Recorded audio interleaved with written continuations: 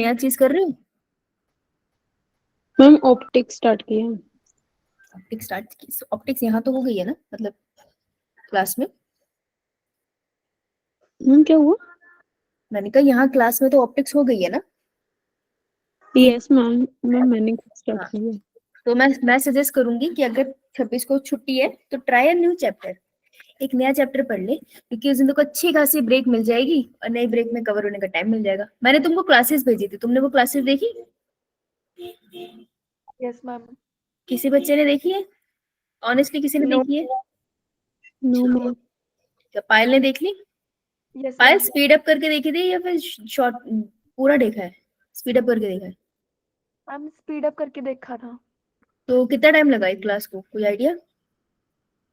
Ma'am इतना ही लगा, 40-50 minute, may be 45 तक। तो साथ में नोट्स बना लिए तुम्हें? Yes ma'am. बहुत बढ़िया। कितने लेक्चर्स देखे? मैंने शायद 3 भेजे थे। मैम मैंने एक ही देखा अभी। अभी एक ही देखा, उससे हेल्प हुआ थोड़ा? Yes ma'am. बेटर तो मैं सजेस्ट करूंगी कि आपको एटलीस्ट एक नया पूरा चैप्टर आप कर सकते हो, तो मैं तो सजेस्ट करूंगी वो कर लो, न्यूरल कंट्रोल एंड कोऑर्डिनेशन या फिर एंडोक्राइन सिस्टम। तो तुम्हारे लिए ये इसलिए अच्छा होगा कि जब मैं, क्योंकि ये चैप्टर में बहुत डिटेल में नहीं जा पाऊंगी, अगर तुम कहना चाहते हो जितना एनसीईआरटी है वो तो मैं कराऊंगी, लेकिन इसमें ना बहुत डिटेल में टर्म्स आते हैं, तो वो उतना डिटेल में मैं जा नहीं पाऊंगी क्योंकि इतना टाइम आपके पास है नहीं। अगर आप ये देख लोगे आपको बहुत आसान हो जाएगा, आपके नोट्स बने होंगे, आपकी क्लास में रिवीजन हो जाएगी। तो मैं तो सजेस्ट करूंगी इन दोनों में से कोई एक चैप्टर कर लो। बाकी अगर आपको लगता है आपको सेल करने की जरूरत है, जैसे उसमें प्रॉब्लम है या ऐसा कुछ, तो वो भी कर सकते हो। पढ़ाई तो कर ही रहे हो ना, मेन तो यही है कि पढ़ाई कर रहे हो, है ना। तो मैम एक बार देख लेना। मैं ऐसा सजेस्ट करती हूँ कि अगर एक नया दिन है तो फिर उसके उस दिन हमें मोस्ट प्रोबेबली कुछ नया करना चाहिए। ठीक है, ओके। जिन बच्चे आपने क्या करवाया अभी? अभी तो कुछ नहीं पढ़ाया बेटा, अभी बात ही कर रहे थे। तो अभी जो बच्चे नो बोल रहे हैं, बेटा डिसाइड है चैप्टर 16 जन को, पहले डिसाइड करके बैठ जाओ तुम्हें क्या पढ़ना है। तो सबसे पहले बायो पढ़ के खत्म कर लियो। दो तरीके होते हैं, एक तो जिस सब्जेक्ट से सबसे डर लगता है ना, सुबह सबसे पहले उसी को कर लो, क्योंकि जब सुबह ही डरने वाला सब्जेक्ट तुमने खत्म कर लिया तो तुम्हें दिन भर ये सुख तो रहेगा कि इस सब्जेक्ट को नहीं झेलना। या फिर तुम सबसे लेंदी सब्जेक्ट सुबह कर लो, मतलब एक प्रेशर दिल और दिमाग से उतार लिया करो। मैं तो ये कहूंगी सुबह सुबह सो 26 को जो भी पढ़ना है उसको भी डिसाइड करके रख लो कि यार ये हमने तभी पढ़ना है। फिजिक्स केमिस्ट्री बायो तीनों में रखना, क्योंकि पूरे दिन की छुट्टी है, यूटिलाइज इट अच्छे से। अभी यूटिलाइज करोगे तो अगले 26 जनवरी तुम मेडिकल कॉलेज से बनाओगे, अभी यूटिलाइज नहीं करोगे फिर अगला 26 जनवरी भी तुम घर पे बैठे प्रिपरेशन ही कर रहे होंगे, है ना। तो बेटर है कि अच्छी जगह से करो, चाहे वो कोई भी मेडिकल कॉलेज हो या आप किसी भी फील्ड में जाना चाहते हो, पर अच्छे कॉलेज में जाना ना, उसके लिए तो एंट्रेंस देना ही पड़ेगा, तो वो आपके ऊपर है। तो इस वाले 26 जनवरी को सेक्रीफाइस कर लो और प्रिपेयर फॉर दैट।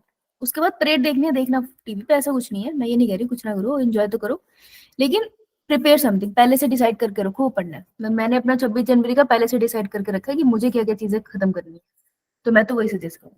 ठीक है बेटा। यो यस। तो हम लोग कहाँ पहुंचे थे कल, हमने किस पे ध्यान दिया था? Structure of contractile protein. Structure of contractile protein and, और कौन से प्रोटीन होते हैं? और मैम रेगुलेटर रेगुलेटरी प्रोटीन्स होते हैं। दो तरीके के प्रोटीन्स होते हैं, हमने कल उनके स्ट्रक्चर्स पे फोकस किया था, है ना। तो अगर मैंने ऐसा बनाया था एक स्ट्रक्चर, ये किसका स्ट्रक्चर है मीरोमायोसिन। बेटा? ये तो अभी हाफ मीरोमायोसिन। बना, ये तो हाफ बना, अब बना मीरोमायोसिन। तो दिस इज वन मीरोमायोसिन, और ऐसी बहुत सारे मीरोमायोसिन मिलके क्या बनाते हैं? मायोसिन। मायोसिन। मायोसिन। मायोसिन बनाते हैं, correct. Myosin protein, the thick वाला प्रोटीन। इसके पास कौन सी साइट होती है? एक एटीपी बाइंडिंग साइट।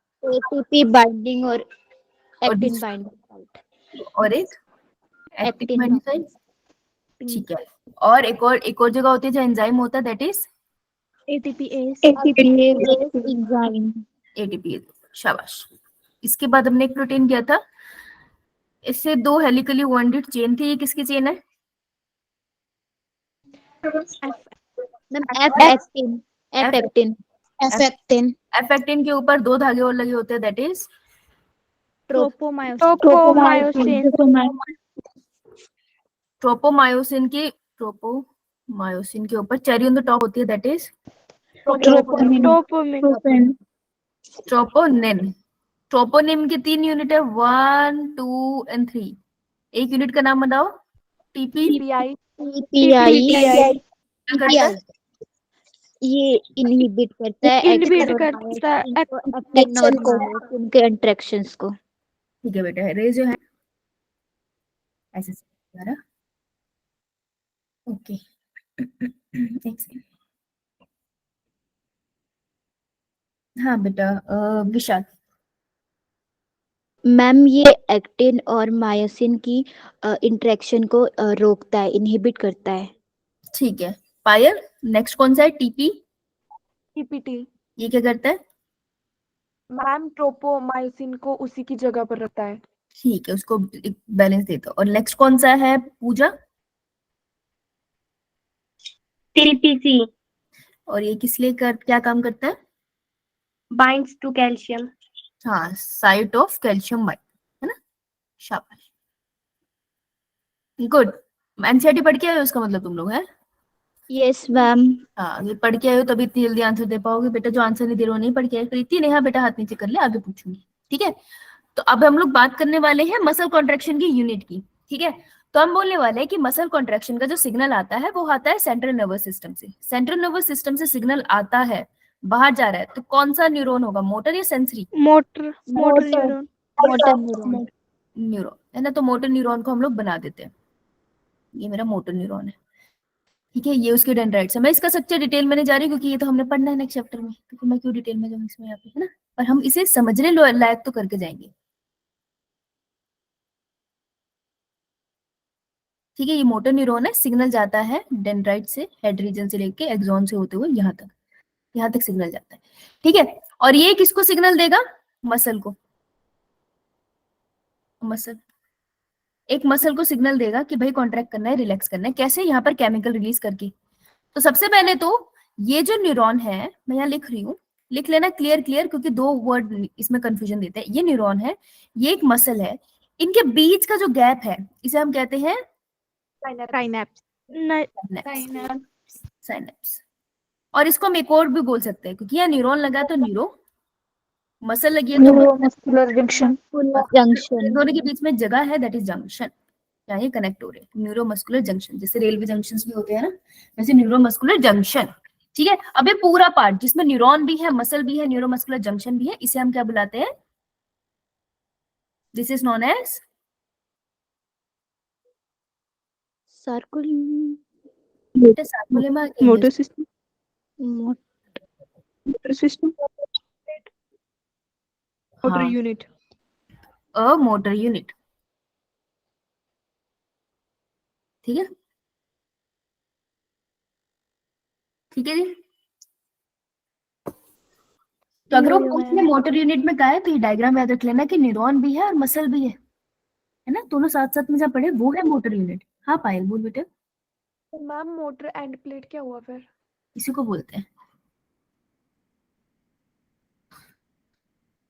ठीक है, यो यो मैम। ठीक है जी, क्लियर? Yes ma'am. बना लिए सबने? यो यो मैम। यो मैम। ठीक है, अब हम समझेंगे सिग्नल आएगा तो कैसे कैल्शियम रिलीज होगा और कैसे ये प्रोसेस आगे चलेगा। कर ले। यो यो मैम। यो मैम।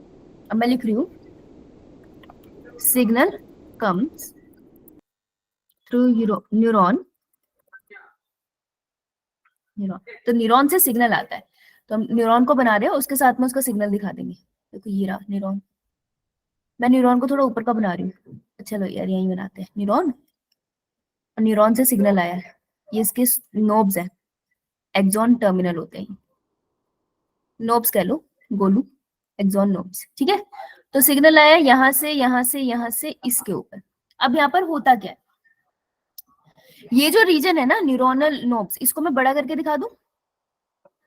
यो यो मैम। तो बेटा तो मैं इसको बड़ा करके दिखा रही हूँ यहाँ पे, तो ये कुछ इस तरीके से दिखेगा। ठीक है, और दूसरी तरफ मसल है तो उसको भी थोड़ा बड़ा कर देते हैं। कर दे बड़ा।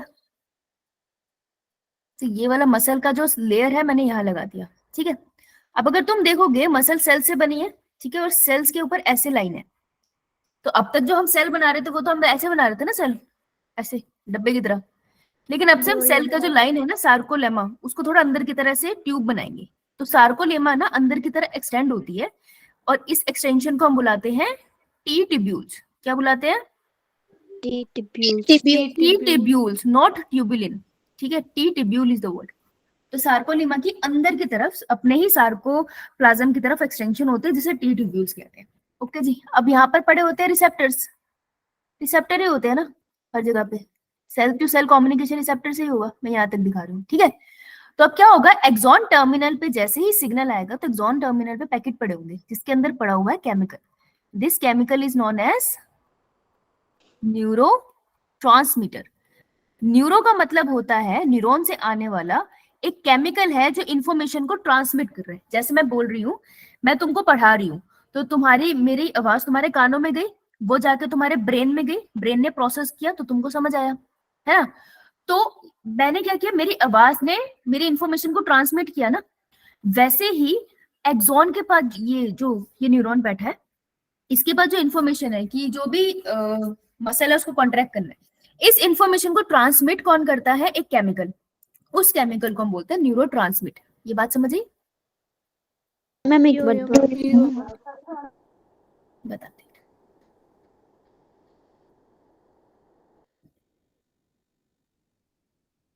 जैसे इंडिविजुअल है, ठीक है, तो इस इंडिविजुअल को यहाँ पे दिख रहा है कि एक डंबल पड़ा है। इसने ये डंबल उठाना है, तो इसने क्या करा, सोचा कि यार मेरे को डंबल उठाना है। सोचने के बाद क्या हुआ, एक सिग्नल गया इसके हाथों तक कि हाँ भाई डंबल उठा। ये सिग्नल लेके कौन गया? हम कहते हैं एक्सॉन लेके गया, ये बोलते हैं ना। लेकिन एक्सॉन ने ऐसा क्या किया कि इसकी मसल कॉन्ट्रैक्ट हुई, तो एक्सॉन ने केमिकल रिलीज किया। इस केमिकल ने तुम्हारी मसल को बताया कि भाई कॉन्ट्रैक्ट हो और इस डंबल को उठा। तो इस केमिकल को जो न्यूरॉन से निकला है और जो बता रहा है मसल को कि तुझे क्या काम करना है, इस केमिकल को, क्योंकि ये न्यूरॉन से निकला है इसलिए न्यूरो, और ब्रेन की इंफॉर्मेशन ट्रांसमिट कर रहा है इसलिए ट्रांसमीटर। ठीक है, तो neurotransmitter is nothing but a chemical जो न्यूरॉन सिक्रीट करते हैं। ओके, यही बनाते हैं और यही सिक्रीट करते हैं। समझ आया? यो मैम। ठीक है, तो ये न्यूरोट्रांसमीटर है। अब क्या होगा, जैसे सिग्नल आएगा तुम आगे वाले चैप्टर में और अच्छे से पढ़ोगे कि होता क्या है। ये पास आता और तो मैं उसकी डिटेल में नहीं जा रही, नहीं तो तुम खो जाओगे। ये आया और यहाँ से इसने रिलीज कर दिया बाहर न्यूरोट्रांसमीटर। अब कौन सा न्यूरोट्रांसमीटर है जो न्यूरो इस जगह पे सिनेप्सिस में गिरता है? दिस इज अ साइनैप्स ना, इन दोनों के बीच की स्पेस साइनैप्स होती है, तो ये वाली साइनैप्स ही है, मैं लिख दूं यहाँ पे। तो कौन सा केमिकल है जो रिलीज होता है आपके सारे मसल्स के पास? दिस इज अ केमिकल का नाम है न्यूरोट्रांसमीटर के बहुत सारे नाम होते हैं। This is an acetylcholine. बहुत अच्छे से कर लो, ये नीट में क्वेश्चन आएगा। ठीक है, आ सकता है। एसिटाइलकोलिन रिलीज होता है। अब एसिटाइलकोलिन क्या करेगा, ये जो मसल है ना, तो ये मसल के सेल के सरफेस पे जाके जो रिसेप्टर है उसके साथ क्या कर जाएगा, ये अटैच। समझ आया? यो मैम। ठीक है, अब ये सारा स्टेप वाइज लिखा है, डोंट वरी। तो मसल के सरफेस पे अटैच हो गया, अब क्या करें, चलिए आगे देखिए क्या होगा। यो मैम। यहाँ तक बना लिया? यो मैम। क्या बेटा, क्या बोल रहे हो बेटा? समझ नहीं आया मुझे। मैम आपने पूछा कि यहाँ तक बना लिए तो बोला यो मैम। अच्छा ठीक है, ठीक है, बहुत बढ़िया, यहाँ तक बना लिया तो यार ये डायग्राम तो मुझे मिटाना पड़ेगा। चलो, अब मैं तुमको सीधा एक मसल के सेल के पास दिखाऊंगी कि उसके पास क्या होगा। ठीक है, और मसल फाइबर। ओके, ध्यान से देखेंगे, हम आराम से देखेंगे, हम नहीं समझ आएगा तो मुझे बता देना, मैं दोबारा एक्सप्लेन कर दूँ। ठीक है, मुझे कोई जल्दी नहीं है, बस मसल वाला पार्ट मेरे से बहुत अच्छे से पढ़ते जाना, नहीं तो तुमको बहुत दिक्कत होगी। ओके, क्लियर है सबको? करना क्या है, यो मैम। बस ईमानदारी से पढ़ना है। जहां नहीं समझ आएगा तो मुझसे वहां पूछ लोगे, कोई जल्दबाजी नहीं है हमें। अच्छा, 2 लेक्चर और लग जाए, it's not a big deal. समझ तो आना चाहिए ना, नहीं तो फायदा क्या जल्दी जल्दी करके। यो मैम। चलो, ये बना दिया मैंने मसल का सेल। ठीक है, मैंने बोला ये मसल फाइबर है, मैंने कहा था ना इसकी जो मेम्ब्रेन होती है प्लाज्मा मेम्ब्रेन, तो मैं यहाँ लिख देती हूँ प्लाज्मा मेम्ब्रेन को क्या बुलाते हैं? सार्कोलेमा। शाबाश, सार्कोलेमा अंदर की तरह एक्सटेंडेड होती है और इन ट्यूब्स को हम क्या बुलाते हैं? T tubules. T tubules. कुछ बड़ी इंपॉर्टेंट चीज है ये। जो सिग्नल यहाँ पर आता है टी ट्यूब्यूल्स अंदर तक लेके जाती है। It is like a roots. पेड़ की रूट क्या करती है, मिट्टी के अंदर घुस जाती है ना, और सारा पानी और न्यूट्रिएंट वहां से खींच लेते हैं जितना अंदर जाती है। तो एक मसल फाइबर की जो टी ट्यूब्यूल्स होती है ना, इसी की वजह से सारी सिग्नल ट्रांसमिशन होती है। ये बहुत अंदर तक एक्सटेंड होती है। अब अंदर के पास आपको पता है ना कि इसके पास एक सार्कोप्लाज्मिक रेटिकुलम भी पड़ा होगा। यो मैम। तो मैं से ना सर्कल के फॉर्म में बना रही हूँ, चौकोर सा बना रही हूँ, सर्कल नहीं सॉरी, ऐसे बना लेना। सार्कोप्लाज्मिक रेटिकुलम, ठीक है, स्मूथ वाला। ठीक है, अब देखो क्या हुआ। लेट्स से सिग्नल यहां से आया, तो ये क्या लगाया मैंने इसके ऊपर, acetyl acetyl chlorine. Colin, chlorine नहीं, ठीक है, एसिटाइल कॉलिन, ACH भी लिखते हैं इसको, ठीक है। एसिटाइल कॉलिन मैंने इस पे लगाया। जैसे ही लगाया, अब तुमको एक बात तो पता है ना कि कोई भी सेल होता है तो उसकी मेम्ब्रेन के बाहर कौन सा आयन ज्यादा होता है और अंदर कौन सा ज्यादा होता है। Na positive. मैम बाहर पोटेशियम और बेटा अंदर पोटेशियम और बाहर बाहर, सोडियम, अंदर पोटेशियम। सोडियम। ये गलत नहीं करना, ये बहुत इंपॉर्टेंट है। तो जैसे ही ये लगता है ना एसिटाइल कोलिन रिसेप्टर के साथ, उसी टाइम सोडियम के चैनल्स खुल जाते हैं। किसके चैनल्स खुल जाते हैं, सोडियम के। सोडियम के, ठीक है। तो सोडियम के चैनल्स खुल जाते हैं, दरवाजे खुल जाते हैं सोडियम के लिए, और भर भर के सोडियम अंदर आता है। ये भाग भाग के आए, मिला देते हैं सोडियम, ये आ गया। तो सोडियम आयन भाग के अंदर आए। सोडियम आयन क्या करता है, ध्यान से सुनना, लिखो लिखो अपनी लैंग्वेज में लिखो, वहां लिखो, रेडी, बोलो। Yes ma'am. Acetylcholine, acetylcholine ACH लिख लो, bind to its receptor, acetylcholine bind to its receptor on a muscle fiber. Acetylcholine bind to its receptor on a muscle fiber. Second step, sodium channels open. Second step, sodium channels open. Manisha doubt है बेटा? Ma'am जो आपने SOR लिखा है इसकी full form क्या है? SOR, that is O, sarcoplasmic reticulum है बेटा, सार्कोप्लाज्मिक रेटिकुलम, ठीक है।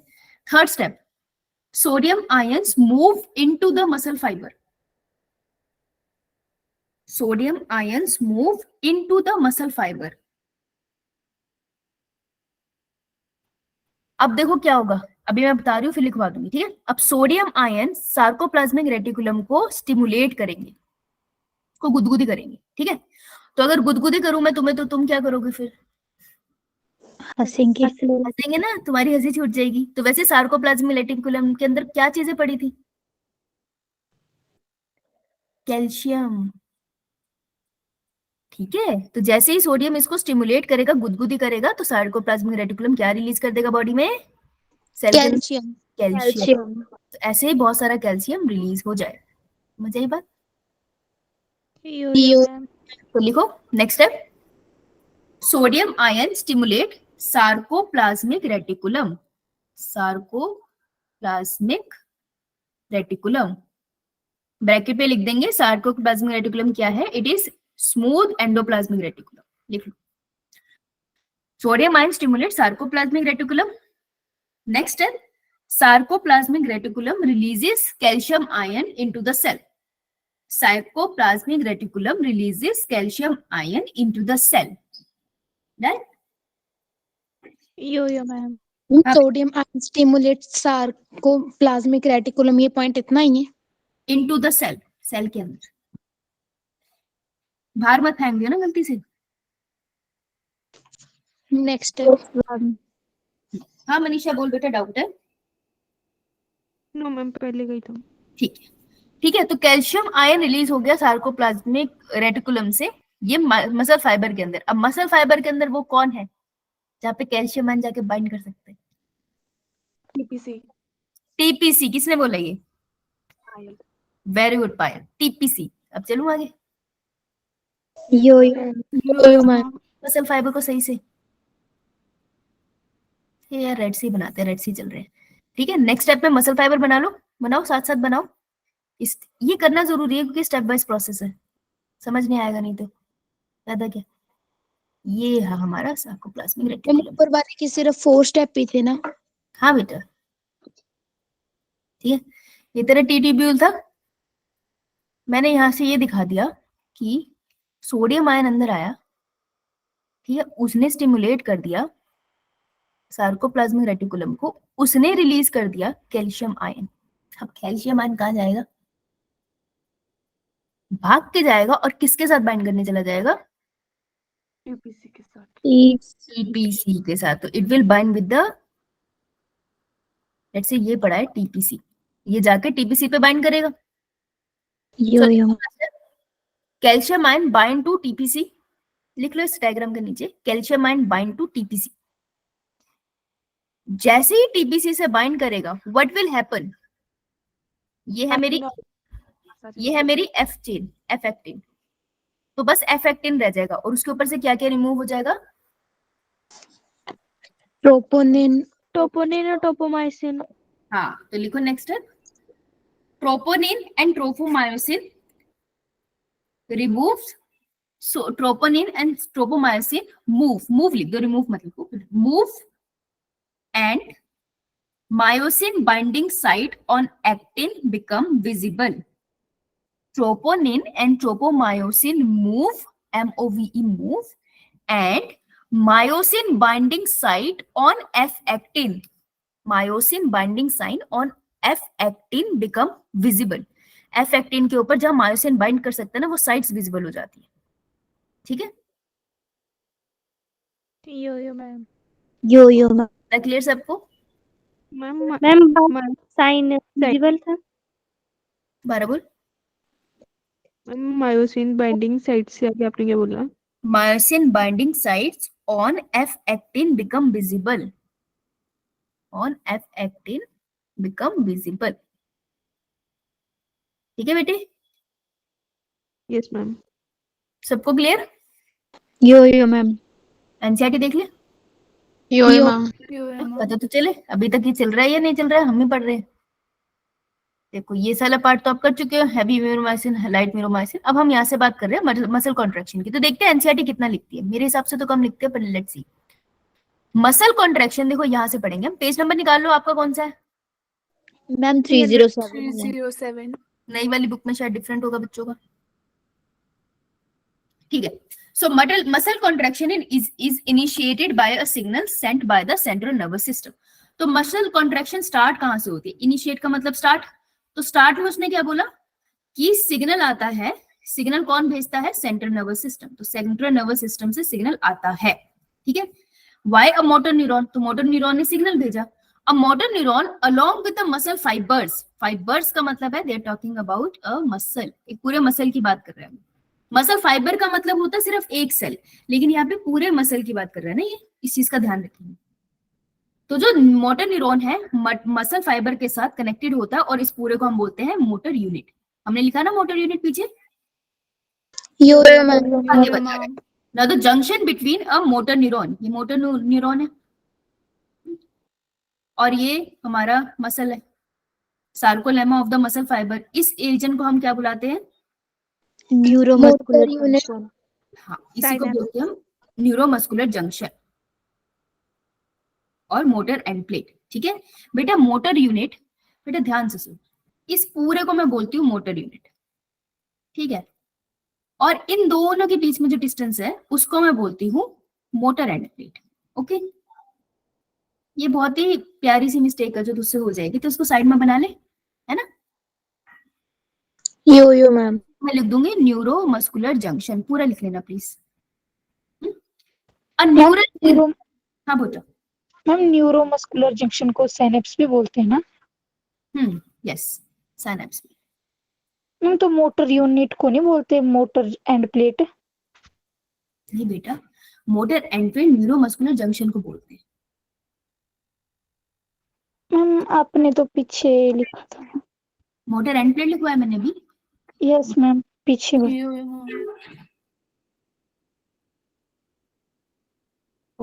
My bad, I am sorry, नहीं इसको नहीं बोलते,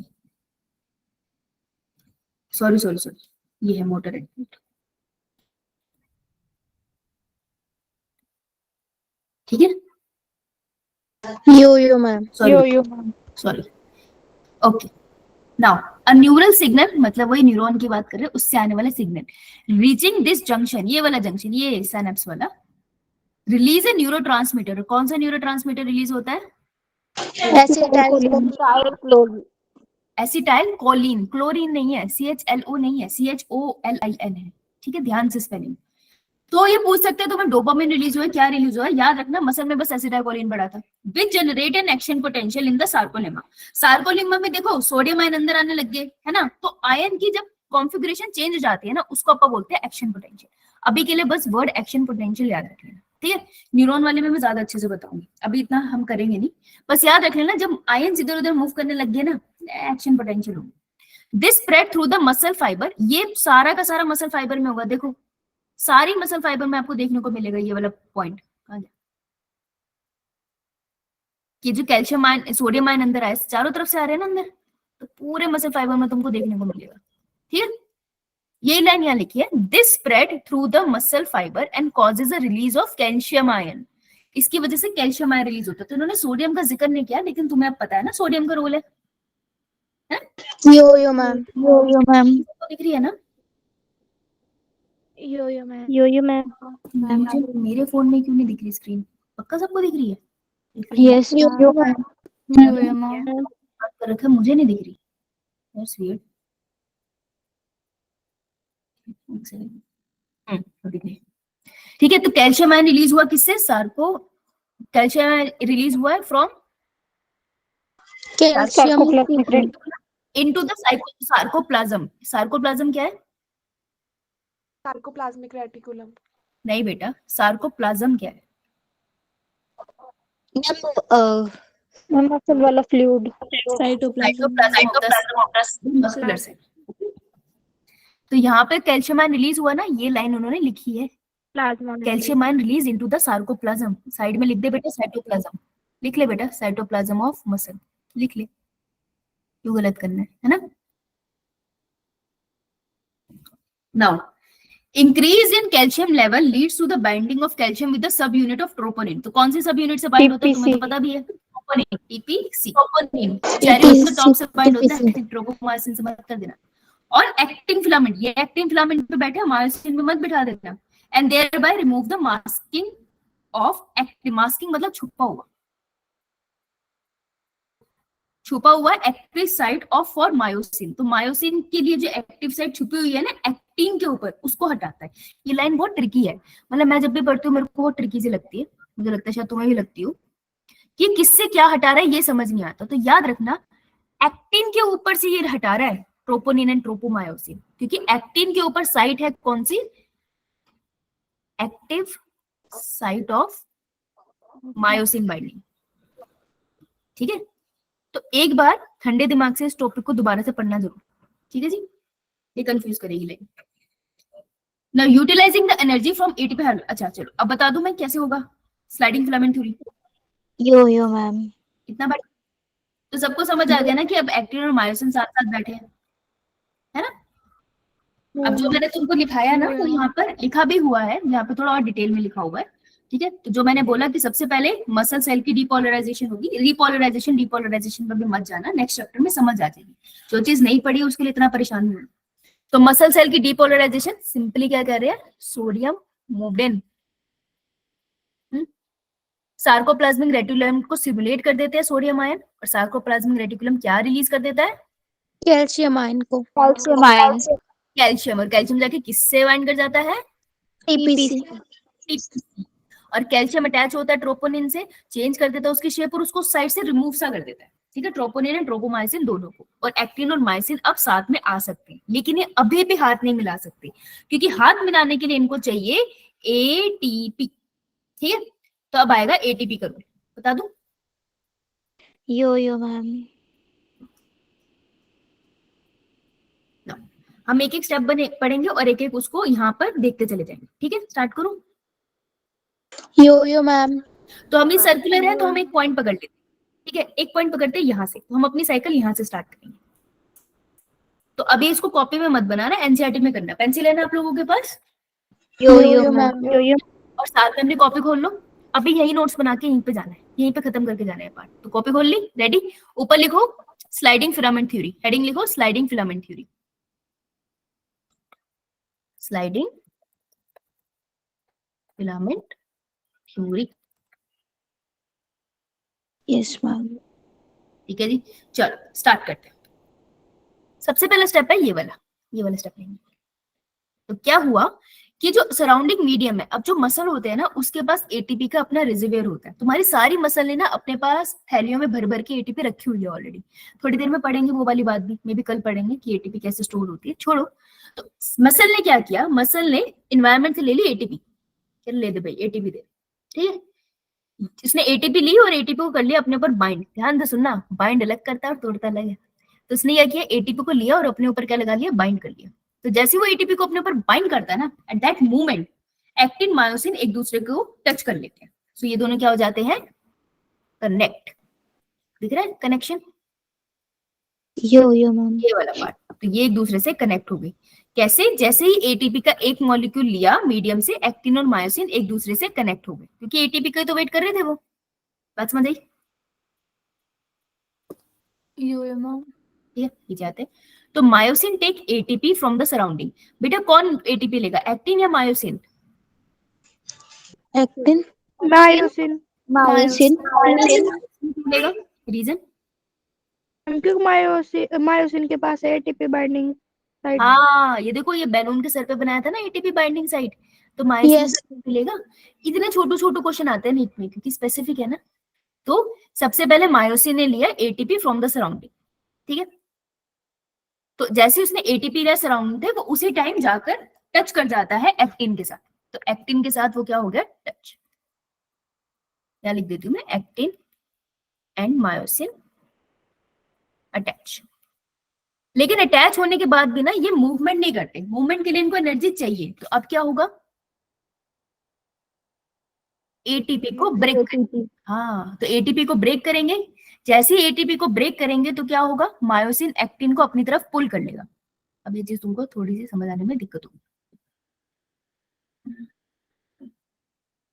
एक साथ सेकंड, में लिखना। नहीं रुको, एक सेकंड रुको, 1 मिनट देना मुझे, ठीक है। Yo ma'am.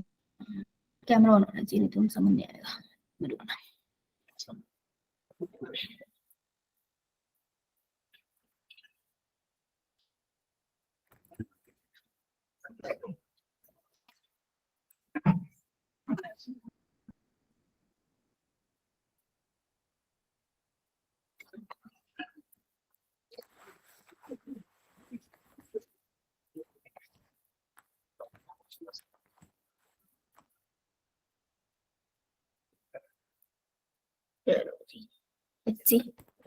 चल रहा ये दिख रहे मैम। यस मैम दिख रहे हो। मैम दिख रहे हैं। हालात मेरे ज्यादा अच्छे नहीं है, तो तुम समझ ही सकते हो। ठीक है जी, एक्टिन और मायोसिन की बात कर रहे हैं। तो बीच में पड़ा होता है मायोसिन, ऐसे ऐसे, है ना। यो मैम। तो ये मायोसिन है बीच में और ये ऊपर एक्टिन है। ओके, इतना क्लियर। यो मैम। मायोसिन है वो सर उठा रहा है इससे कनेक्ट करने के लिए, लेकिन कनेक्ट नहीं कर पा रहा। क्यों? क्योंकि उसके पास एटीपी नहीं है और एक्टिन उसके साथ अटैच नहीं होना चाहता मायोसिन के साथ। एक्टिन तो अटैच होना चाहता है।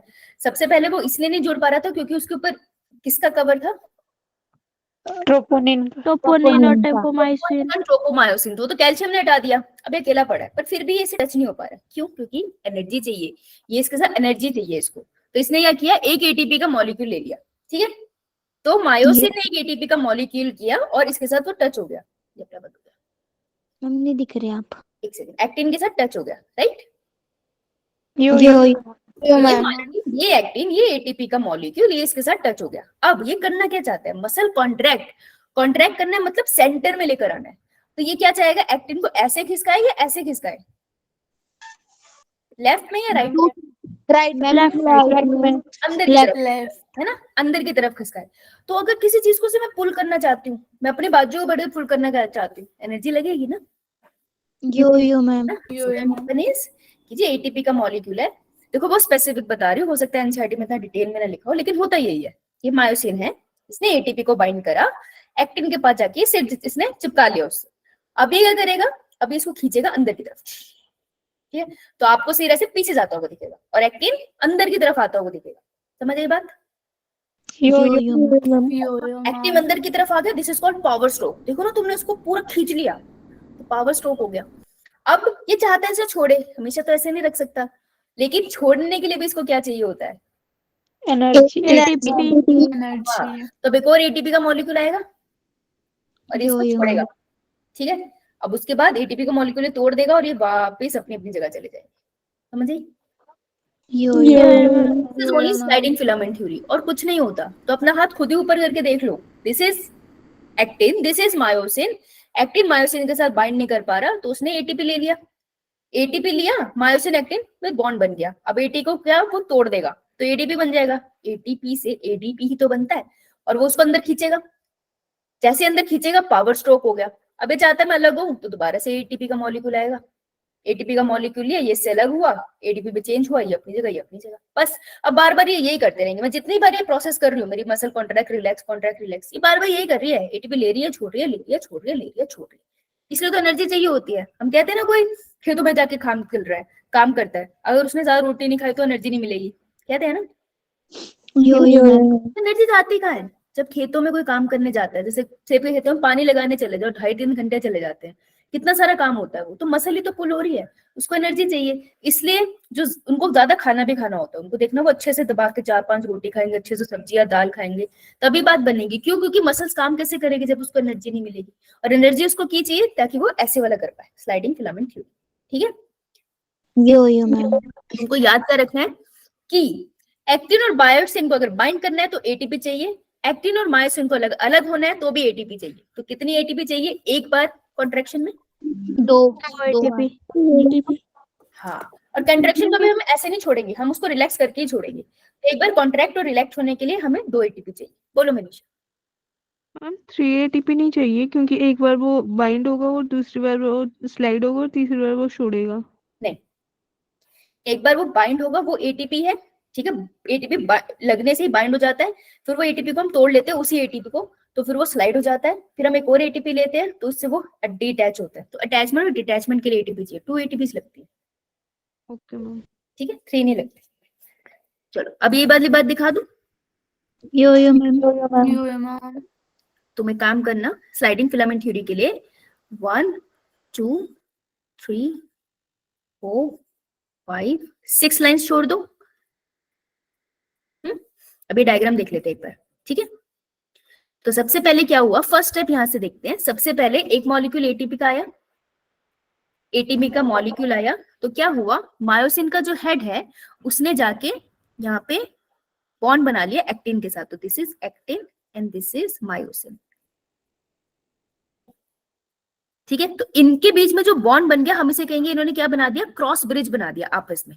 ठीक है, एक दूसरे के साथ कनेक्ट हो गए। क्रॉस ब्रिज वही होता है ना, 2 सड़कें जा रही है, उनके बीच में से ब्रिज बन जाए, क्रॉस ब्रिज कहते हैं उसको। यो मैम। वो कनेक्ट करते हैं, तो क्रॉस ब्रिज बन गया, पहले स्टेप। ठीक है, दूसरा स्टेप देख बेटा, मनीषा यहीं पे देख। जब ये मायोसिन पीछे की तरफ गया, पीछे की मतलब सेंटर की तरफ गया होगा ना, जब ये मायोसिन पीछे की तरफ गया तो एक्टिन भी इसने अपने साथ पुल कर लिया। तो ये प्रोसेस कब हुआ, जब वो जो एटीपी बंधा हुआ था ना, वही ब्रेक हुआ है यहाँ पे। देख, वही एटीपी यहाँ टूटा है, तो एटीपी का ब्रेकेज हुआ है, एडीपी प्लस पीआई। तो ये पीआई जो एनर्जी है, इसी को यूज करके ये स्लाइडिंग और रोटेशन हुई है। तो अभी वो एटीपी, एक ही एटीपी का प्रोसेस चल रहा है। समझ आया यो मैम। मनीषा? बेटा समझ आया? Yes ma'am. पक्का है, ऐसी बोल रही है? Yes ma'am. नहीं आया तो पूछ लियो। ठीक है, तो ये एक ही एटीपी है जो अभी तक यूज हुआ है। पहले ये बाइंड हुआ था, उसके बाद वो टूटता है। तो ये थोड़ा समझना मुश्किल होता है कि यार जब बाइंड हुआ तब एक एटीपी लगा होगा, स्लाइड में दूसरा लगा होगा। बात तो सही आ रही है वो, लेकिन ऐसा नहीं है। एटीपी लगते ही वो बाइंड हो जाता है और स्लाइड करते टाइम वो उसको तोड़ता है। बहुत समझदार है तुम्हारी मसल, ऐसे नहीं तोड़ती वो, बेशक बाइंड कर लेती है लेकिन वो वेट करती है अभी एटीपी के टूटने का। एटीपी टूट गया, ये स्लाइड हो गया, लेकिन अब इसको वापस भी तो आना है। तो इनको क्रॉस ब्रिज को तोड़ना है। वापस आने के लिए इन्होंने ना एक स्टेप कम दिखाया। ठीक है, तो एक स्टेप कैसा होगा, अगर मैं नीचे बना दूं तो ये ऐसे बाइंड होगा। ठीक है, और ये ऊपर ऐसे आ रहे होंगे। अब इनके क्रॉस ब्रिज को इसने तोड़ना है। अगर इसको तोड़ना है ना, तो ये एक एटीपी का मॉलिक्यूल लेंगे।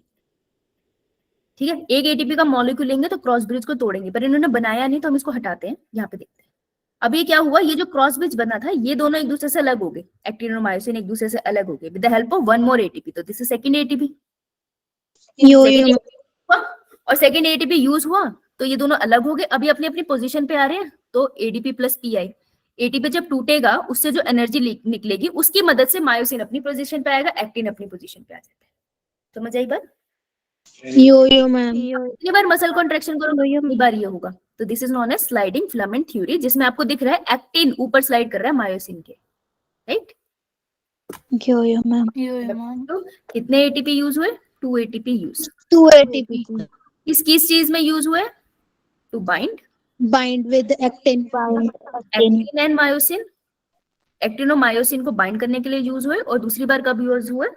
टू जब वो एक दूसरे से अलग हो गए। Detach actin and myosin. तो एडीपी एंड पीआई का क्या यूज हुआ? एडीपी प्लस पीआई की जो पीआई की जो एनर्जी है ये कहाँ यूज हुई? 2 जगह यूज हुई। Two right. Power stroke, power stroke में यूज हुई ना, ये वाला पावर स्ट्रोक कहते हैं इस वाले पॉइंट को, पावर स्ट्रोक हुआ जब ये खींचा है पीछे, ये वाला सॉरी, जब ये पीछे को मूव करा है तो this is known as power stroke. ठीक है, एक तो यहाँ यूज हुआ, और दूसरी बार कब यूज हुआ? To come back normal position, है ना? कौन नॉर्मल पोजीशन पे आया? ये देखो यहाँ पर, ये नॉर्मल पोजीशन पे आ गया ना, तो इस वाले स्टेप पे यूज हुआ है। समझ आई? फोर्थ वाले स्टेप पे। यो मैम। अब क्लियर है एटीपी कहाँ यूज हुआ, एडीपी कहाँ यूज हुआ? यो मैम। कंफ्यूजन होनी चाहिए, लिख लो इसको। एक्चुअली मुझे इस पे बैठने में दिक्कत हो रही है, इसलिए मैं कैमरा ऑन नहीं कर रही थी। अरे यार फिर क्यों बंद हो गया? ठीक है चलो डन। यो मैम। यही सारे पॉइंट्स है, एक बार इसको ले लेना। ओके, अब क्वेश्चन कहाँ से आएगा? क्वेश्चन आएगा यहाँ से, कॉन्ट्रैक्शन। एक तो क्वेश्चन यहाँ से आएगा स्लाइडिंग फिलामेंट थ्योरी से, दूसरा क्वेश्चन आएगा क्या डिसअपियर हुआ और क्या रीअपियर हुआ। यही है इनका क्वेश्चन जो इन्होंने पूछना है। ये कौन से पेज पे पिक्चर है?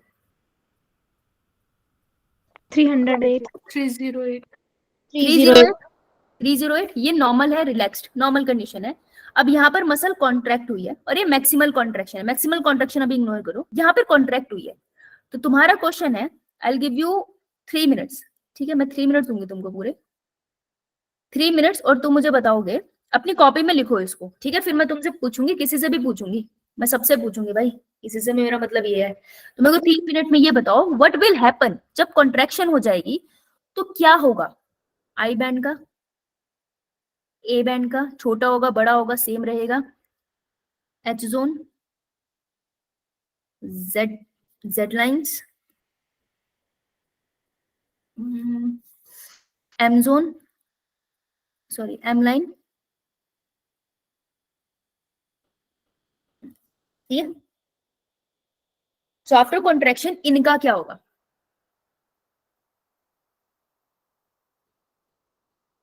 अपनी कॉपी में लिखो, ये चैट में बाद में। 3 minutes, your time starts now. 6:50 पे पूछूं, स्टार्ट।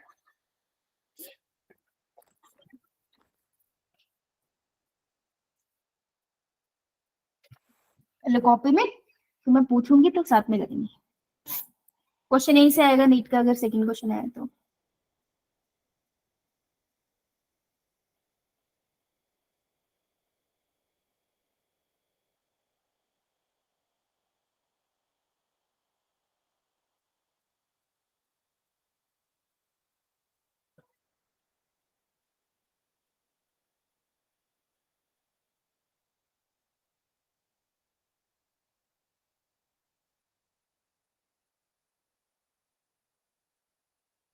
ध्यान से डायग्राम की मदद लो और सोच के बताओ क्या होगा।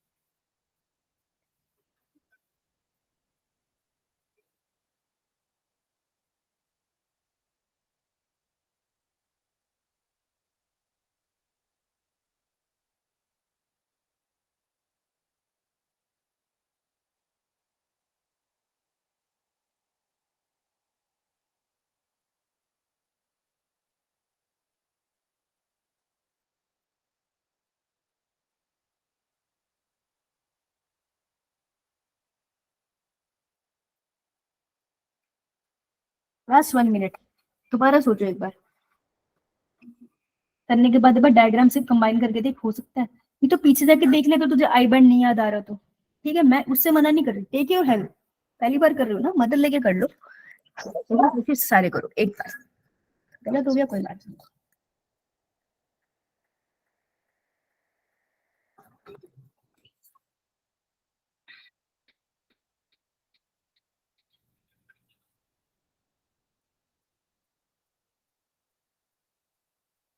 Has 30 seconds.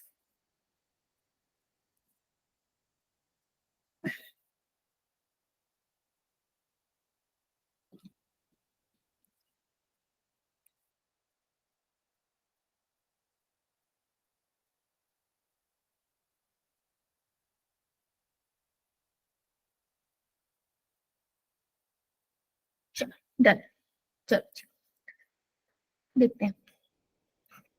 देखो जब रिलैक्स था तो ये एच जोन था, एच जोन कौन सा रीजन होता है? जहाँ हम्म, मायोसिन लाइन्स के बीच। पूरा बोला करो, यहाँ पर कौन प्रेजेंट है? Ma'am only myosin myosin only myosin बोलने, ठीक है, ठीक है। और ए बैंड क्या होता है? Opined. जहां पर मायोसिन प्रेजेंट हो, पूरे मायोसिन की लेंथ को ए बैंड बोलते हैं, ये दिस इज ए बैंड। तो अगर ये ए बैंड है तो ए बैंड में क्या क्या है? And half of मायोसिन हाँ है ना, ओके। आई बैंड अगर मैं यहाँ देखूं तो आई बैंड में कौन प्रेजेंट है? एक्टिन सिर्फ actin and Z line. हाँ, एक्टिन तो अटैच जेड लाइन से होता है ना बेटा। एम लाइन कहाँ थी? Ma'am, between. मायोसिन के मिडिल मायोसिन के मिडिल पार्ट, ठीक है जी, ठीक है। जेड लाइन अपनी जगह पे थी। अब जब कॉन्ट्रैक्शन हुई तो चीजें अंदर की तरफ मूव करी ना, सब चीजें थोड़ी थोड़ी अंदर की तरफ मूव कर गई, यही बोल रहे हैं ना कॉन्ट्रैक्शन में, ठीक है। तो जब अंदर की तरफ मूव करी, ऊपर रिलैक्स है, अंदर मूव कर गया, तो मुझे बताओ आई बैंड के साथ क्या हुआ? चलो सबसे पहले बताओ मुझे जेड लाइन के साथ क्या हुआ, रेज योर हैंड।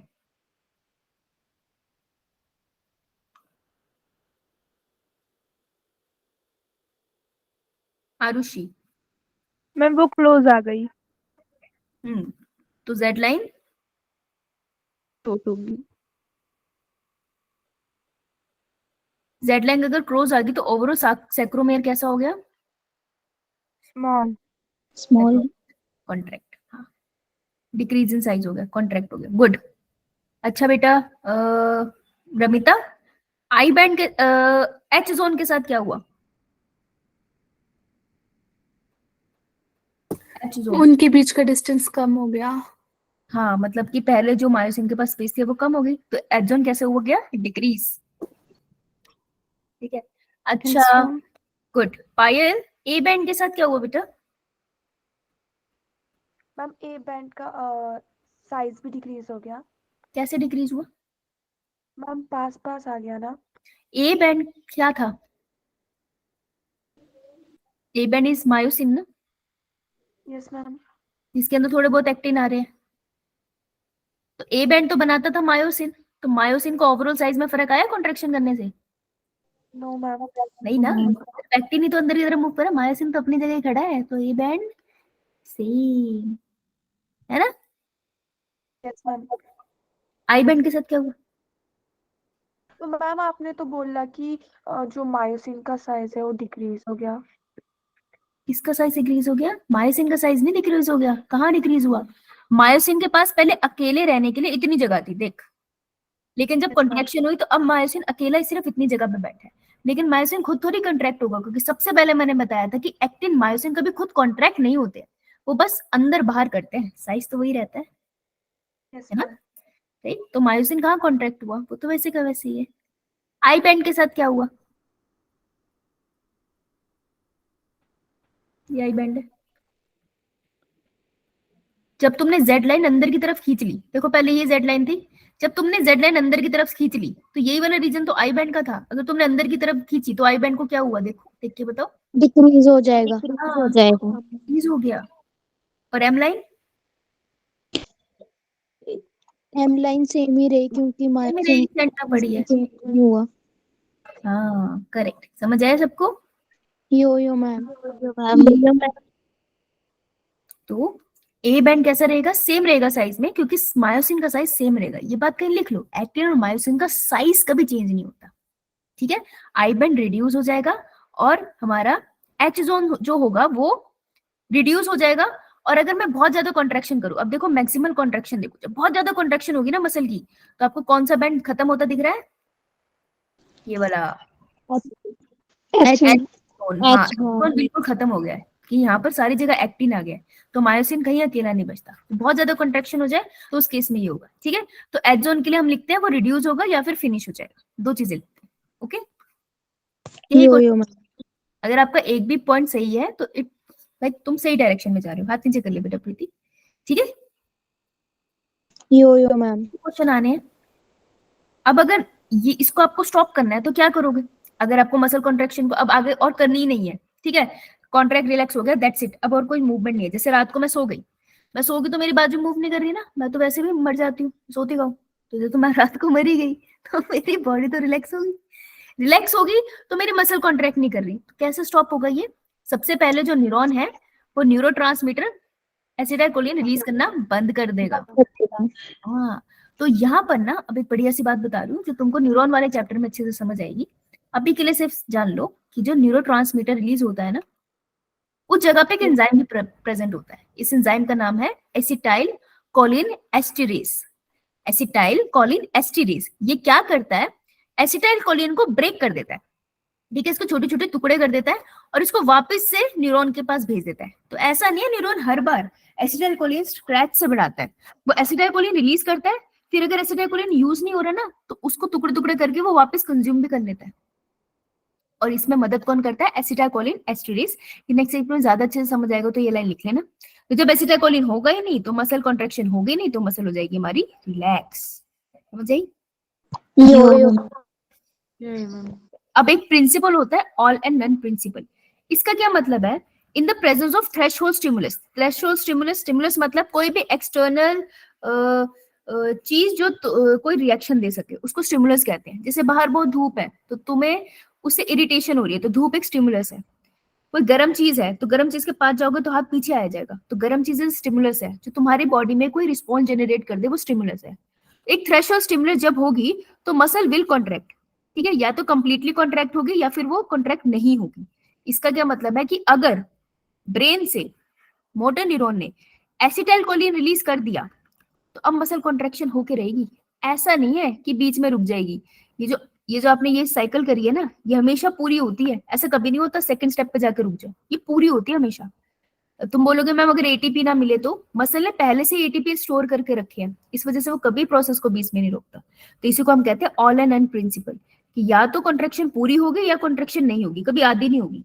समझ आई? जैसे कि अगर हम अपने मसल्स को हिलाते रहेंगे तो फिर जो हमारा एटीपी है तो हमारे फूड से वो एनर्जी एटीपी अपने अंदर स्टोर करके रखेगा। वो वैसे तो एटीपी जो होता है वो हाँ हमारे फूड से स्टोर करके रख लेता है। वो स्टोर करके एक मायोग्लोबिन नाम के मॉलिक्यूल पिगमेंट के अंदर रखता है छुपा, यो मैम। अंदर वो स्टोर करके रख लेता है, ठीक है। डन? हाँ बेटा। मैम मेरा एक डिजीज वाला जो चैप्टर ना उससे रिलेटेड क्वेश्चन था। अच्छा एक मिनट रुक जा, ठीक है, यहाँ तक डन सबको? यो मैम। मायोग्लोबिन और मायोफाइबर वाला पार्ट हम लोग कल करेंगे, ठीक है। उसके बाद इसकी डिजीज करेंगे और फिर हम इसके क्वेश्चंस लगाएंगे।